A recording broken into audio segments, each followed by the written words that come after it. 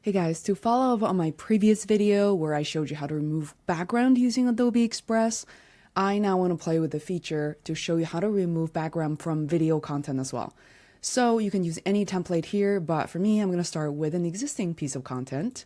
Let's go ahead and upload that 1-minute video. Okay, let's wait for this video to process. Here we go. Time for background removal on a video. Click here once. The magic is happening. Let's see what we got.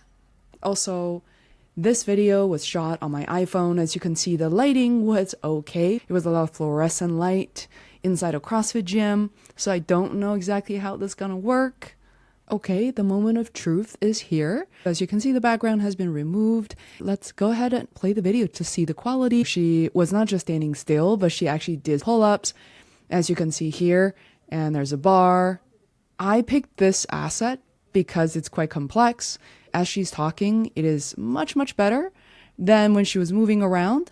But even then, I gotta say, I can see ways to overlay this.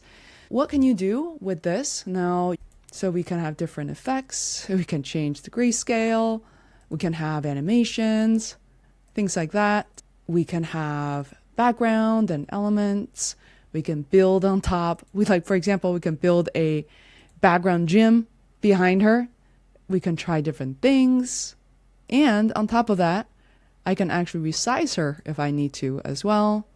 Imagine what you can do with your content. Let me know in the comments below. By the way, if you're a content creator like me, you want to improve the audio sound, the good news is the enhanced speech is right here, and it can help you remove noise and echo from the original voice recording. So imagine this was done at a gym, so it can actually significantly improve the sound quality. I just want to point this out because this is such a wonderful feature, and I think everybody should know about inside Adobe Express. I'll see you next time.